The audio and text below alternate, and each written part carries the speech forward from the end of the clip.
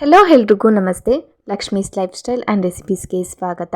ಬೇಸಿಗೆ ಕಾಲ ಅಂತೂ ಶುರುವಾಗೇ ಹೋಯಿತು. ಬಿಸಿಲಿಂದ ಆಚೆಯಿಂದ ಮನೆಗೆ ಬತ್ತು ಅಂತ ಅಂದರೆ ಈ ರೀತಿಯಾದಂತಹ ಮೊಸರನ್ನ ಇತ್ತು ಅಂದರೆ ದೇಹಕ್ಕೆ ತಂಪು, ಹಾಗೆ ಬಾಯಿಗೆ ರುಚಿ. ಪರ್ಫೆಕ್ಟ್ ಅಳತೆಯಲ್ಲಿ ಮಾಡ್ತು ಅಂದರೆ ಮಧ್ಯಾಹ್ನವರೆಗೂ ಇಟ್ಟರು ಕೂಡ ಗಟ್ಟಿ ಆಗಲ್ಲ, ಹಾಗೆ ಹುಳಿನೂ ಕೂಡ ಬರೋದಿಲ್ಲ. ಹಾಗೆ ಮಕ್ಕಳು ಲಂಚ್ ಬಾಕ್ಸ್ಗೆ ಹಾಗೆ ಆಫೀಸ್ ಲಂಚ್ ಬಾಕ್ಸ್ಗೂ ಕೂಡ ಮಾಡಿಸಿದಂತಹ ಮೊಸರನ್ನ ಅಂತ ಹೇಳ್ಬೋದು. ಬನ್ನಿ ಯಾವ ರೀತಿ ಮಾಡೋದು ನೋಡೋಣ. ಮೊದಲಿಗೆ ಒಂದು ಕುಕ್ಕರ್ನ ತೊಗೊಂಡು 1 ಲೋಟ ಅಕ್ಕಿಯನ್ನು ಸೇರಿಸ್ಕೊಂಡು ಚೆನ್ನಾಗಿ 3ರಿಂದ 4 ಸರಿ ವಾಶ್ ಮಾಡ್ಕೊಂಡಾಗಿದೆ. ಇದಕ್ಕೆ ರುಚಿಗೆ ತಕ್ಕಷ್ಟು ಉಪ್ಪು ಹಾಗೆ ನೀರನ್ನು ಸೇರಿಸ್ಕೊಬೇಕು. 1 ಲೋಟ ಅಕ್ಕಿಗೆ 2.25 ಲೋಟ ಆಗುವಷ್ಟು ನೀರನ್ನು ಸೇರಿಸ್ಕೊಂಡು ಲಿಡ್ಡನ್ನು ಕ್ಲೋಸ್ ಮಾಡಿ 2 ವಿಷಲ್ ಬರ್ಸ್ಕೊಬೇಕು. ಈ ರೀತಿ ಎಕ್ಸ್ಟ್ರಾ ನೀರನ್ನು ಸೇರಿಸ್ಕೊಳ್ಳೋದ್ರಿಂದ ಅನ್ನ ಸಾಫ್ಟಾಗಿ ಬರುತ್ತೆ. ನಂತರ ಇನ್ನೊಂದು ಕಡೆ ಸ್ಟವ್ ಆನ್ ಮಾಡಿಕೊಂಡು ಒಂದು ಪಾತ್ರೆನ ಇಟ್ಕೊಂಡು ನೋಡಿ, ಈ ಕಪ್ ಅಳತೆಯಲ್ಲಿ 1 ಕಪ್ ಆಗುವಷ್ಟು ಹಾಲನ್ನು ಸೇರಿಸ್ಕೊತಾ ಇದ್ದೀನಿ. ಅದೇ ಕಪ್ನಲ್ಲಿ ಇನ್ನೂ 1 ಲೋಟ ಆಗುವಷ್ಟು ನೀರನ್ನು ಕೂಡ ಸೇರಿಸ್ಕೊಂಡು ಚೆನ್ನಾಗಿ ಕುದಿಸ್ಕೋಬೇಕು. ಮೊಸರನ್ನಕ್ಕೆ ಹಾಲನ್ನ ಸೇರಿಸ್ಕೊಂಡು ಮಾಡ್ಕೊಳ್ಳೋದ್ರಿಂದ ಮೊಸರನ್ನ ಬೇಗ ಗಟ್ಟಿ ಆಗೋದಿಲ್ಲ, ಸಾಫ್ಟಾಗೇ ಇರುತ್ತೆ, ತೆಳುವಾಗೇ ಇರುತ್ತೆ. ಯಾವ ಕನ್ಸಿಸ್ಟೆನ್ಸಿಲಿ ಮಾಡ್ಕೊಂಡಿರ್ತೀವೋ ಆ ಕನ್ಸಿಸ್ಟೆನ್ಸಿನಲ್ಲೇ ಇರುತ್ತೆ. ಈಗ ಸ್ಟವ್ ಆಫ್ ಮಾಡಿಕೊಂಡು ಹಾಲನ್ನ ಎತ್ತಿಟ್ಕೊಳ್ಳೋಣ.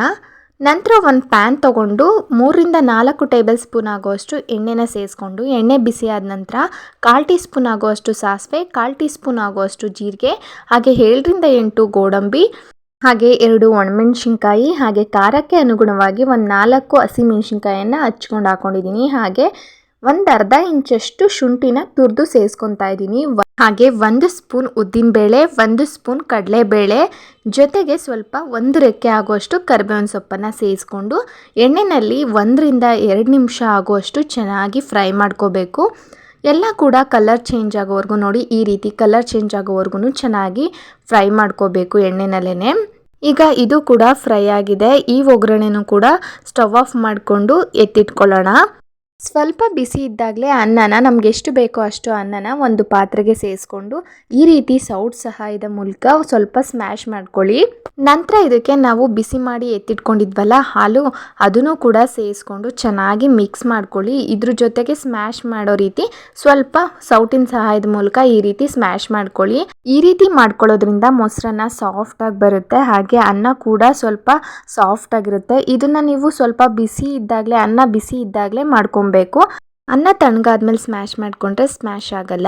ನಂತರ ಇದಕ್ಕೆ ಒಗ್ಗರಣೆ ಮಾಡ್ಕೊಂಡಿದ್ವಲ್ಲ ಅದನ್ನು ಕೂಡ ಸೇರಿಸ್ಕೊಂಡು 1 ಮೀಡಿಯಂ ಸೈಜ್ ಈರುಳ್ಳಿಯನ್ನು ಸಣ್ಣದಾಗಿ ಹಚ್ಚಿಟ್ಕೊಂಡು ಅದನ್ನು ಕೂಡ ಸೇರಿಸ್ಕೊಳ್ಳೋಣ. ದೇವರ ನೈವೇದ್ಯಕ್ಕೆ ಮಾಡ್ತಿದ್ರೆ ಈರುಳ್ಳಿನ ಸ್ಕಿಪ್ ಮಾಡ್ಕೊಳ್ಳಿ. ಹಾಗೆ 8 ದ್ರಾಕ್ಷಿಯನ್ನು ಚೆನ್ನಾಗಿ ತೊಳೆದು ಕಟ್ ಮಾಡಿ ಸೇರಿಸ್ಕೊಂಡಿದ್ದೀನಿ.